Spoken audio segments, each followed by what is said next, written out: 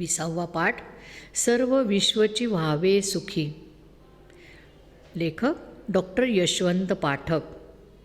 हे विश्वची माझे घर या संत ज्ञानेश्वरांच्या वचनाचा प्रत्यय आज तंत्रयुगात आपण घेत आहोत. संतांच्या वाङ्मयातील हाच विचार अतिशय परिणामकारकरित्या प्रस्तुत पाठात मांडला आहे. आपण पाठाचा स्वाध्याय पाहणार आहोत. खालील चौकटी पूर्ण करा. संत ज्ञानेश्वर यांनी मानवाच्या कल्याणासाठी केलेली विश्व प्रार्थना. उत्तर आहे पसायदान. मानवी सुखदुःखाशी सहृदयतेने समरस होणे. उत्तर आहे मैत्री. सर्वाभूती भगवत भावो ही अशी प्रार्थना करणारे संत एकनाथ. चौथं, सामाजिक प्रबोधनावर भर देणारे संत गाडगे महाराज. आणि पाचवं, संत तुकारामांचे जीवनसूत्र परस्पर सहकार्य. हे त्याचे उत्तर. आकृत्या पूर्ण करा. अपयशी माणसासाठी संतांनी केलेले मार्गदर्शन. आपल्याला 4 मार्गदर्शन त्यांचे लिहायचे. पहिलं, धर्मकृत्यांसाठी पैसे खर्च करण्याऐवजी तेच पैसे खर्च करून शिक्षण घ्यावे. दुसरं, स्वतःचा उद्धार करण्यासाठी पुढे सरसावले पाहिजे. तिसरं, सर्वांनी ग्रंथाचा अभ्यास केला पाहिजे. आणि चौथं, नेहमी सत्य तेच मांडावे. पुढचा, संतांना माणसाकडून अपेक्षित असलेले आदर्श कृती. 4 कृती लिहायच्या आहेत आपल्याला. पहिलं, विनम्रता जोपासावी. दुसरं, सहृदय मनाने समरस झाले पाहिजे. तिसरं, परस्पर सहकार्यातून मानवी जीवनाचे कल्याण साधावे. आणि चौथं, अज्ञान नाहीसे करावे. पुढचं आहे, संतांनी सांगितलेले मैत्रीचे निकष. आपल्याला 4 निकष सांगायचे. 1, सहृदय मनाने समरस होणे. 2, दुसऱ्यांच्या आनंदात आनंद मानणे. 3, दुसऱ्यांच्या दुःखात त्याला आधार देणे. आणि 4, अपपर भाव न मानणे. फरक सांगा. सामान्य माणसाचे मागणे आणि संतांचे मागणे.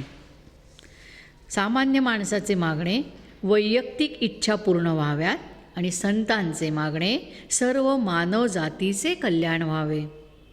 दुसरं, सामान्य माणसाचे मागणे स्वतःपुरते मर्यादित आहे आणि संतांचे मागणे हे विश्वव्यापक आहेत. प्रश्न चौथा, खालील काव्यपंक्तींचा अर्थ लिहा. जे खळांची व्यंकटी सांडो. अर्थ आहे, माणसाच्या मनातील दुष्ट भाव नष्ट होऊ दे. दुसरं, दुरितांचे तिमिर जावो. अर्थ, सर्व दुष्कर्मांचा अंधार नष्ट होऊ दे. खालील तक्ता पूर्ण करा.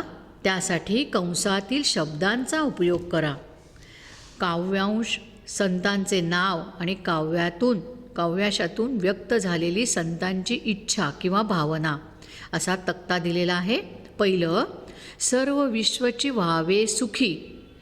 संत आहेत तुकडोजी महाराज आणि व्यक्त झालेली इच्छा विश्वकल्याणाची. दुसरं, अहंकाराचा वारा न लागो राजसा. संतांचे नाव आहे संत नामदेव आणि इच्छा त्यांची भावना नम्रता. तिसरं, सर्वाभूती भगवत भावो. संत आहेत संत एकनाथ आणि त्यांची भावना मैत्री भाव आहे. चौथं, एका सहाय्य करू अवघे धरू सुपंथ. संत आहेत संत तुकाराम आणि इच्छा सहकार्याची. 5, स्वतःचा उद्धार करा प्रयत्नाने. संत गाडगे महाराज किंवा संत गाडगे बाबा. ते कसे होते? इच्छा आहे स्वप्रयत्न. आता स्वमत, 3 स्वमत आहे. त्यातील पहिलं, सर्व संतांच्या प्रार्थनेमधील सामायिक सूत्र तुमच्या शब्दात थोडक्यात लिहा. उत्तर, संत स्वतः पलीकडे जाऊन संपूर्ण जगाकडे पाहतात. त्यांना सर्व प्राणीमात्रांबद्दलच कळवळा वाटतो. त्यांच्या मनात आपपर भाव नसतो. त्यांना सर्व माणसे समान वाटतात, सारखीच प्रिय वाटतात. म्हणून संत महात्मे सर्व मानवजातीचे कल्याण इच्छितात. म्हणूनच जो जे वांछील तो ते लाहो हे असे ज्ञानदेव म्हणतात. नामदेवांना वाटते की सर्वांच्या मनातला अहंकार नष्ट व्हावा, म्हणजे सगळेजण एकमेकाला स्वतःच्या हृदयात सामावून घेतील. संत एकनाथांना सर्वांच्याच ठिकाणी भगवत भाव आढळतो. संत तुकाराम महाराज सर्वांनी एकमेकाला सहाय्य करीत परमेश्वर चरणापर्यंत जाण्याचा मार्ग दाखवतात. सर्वच संत स्वतःसाठी काहीही मागत नाहीत. ते समस्त मानवजातीसाठी, समस्त प्राणीमात्रांसाठी परमेश्वराकडे हात जोडून प्रार्थना करतात. प्रश्न दुसरा, भूता परस्परे पडो मैत्र जीवांचे या ओळीचा तुम्हाला समजलेला अर्थ लिहा. उत्तर, या ओळीतील भूत, मैत्र आणि जीव हे 3 शब्द खूप महत्त्वाचे आहेत. देह धारण करणारा प्रत्येकजण भूत होय. म्हणून जगातली सगळी माणसे भूत होत. पण फक्त माणसेच नव्हेत, तर सूक्ष्म जीवांपासून ते हत्ती, गेंडे यासारखे सर्व प्राणी मात्र भूत होत. तसेच वृक्षवेली यासुद्धा सजीवत आहेत, त्यासुद्धा भूत होत. या सर्वांच्या मनात एकमेकांबद्दल निर्मळ पवित्र अशी प्रेमभावना निर्माण झाली पाहिजे. ही इच्छा ज्ञानदेव देवाजवळ व्यक्त करतात. जात, धर्म, भाषा, प्रांत वगैरे गोष्टींवरून आपण एकमेकांना शत्रू समजतो.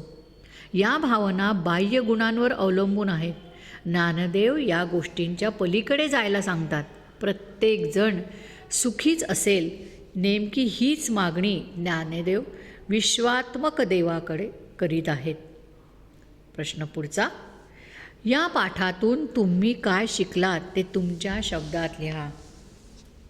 उत्तर, सर्व संतांनी व्यापक दृष्टिकोन बाळगून लोकांना उपदेश केला आहे. सर्व लोकांनी एकमेकांशी प्रेमाने वागावे. एकमेकांना अडीअडचणीत असेल तेव्हा मदत करावी. सर्वांमध्ये सहकार्याची भावना हवी.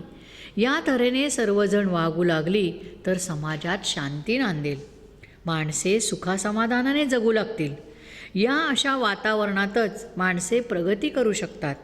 अशा वातावरणात चोऱ्यामाऱ्या होणार नाहीत, दंगे धोपे होणार नाहीत, कोणाची पिळवणूक होणार नाही, कोणाची फसवणूक होणार नाही, कोणावरही अन्याय होणार नाही. एकंदरीतच सर्व व्यवस्था ही न्यायावर आधारलेली राहील. म्हणून सर्वांनी एकोप्याने राहावे असे सर्व संत सांगतात. सर्वांनी शिक्षण घेतले पाहिजे. वैज्ञानिक दृष्टिकोन बाळगला पाहिजे. हा पाठ वाचून मला संदेश मिळाला आहे.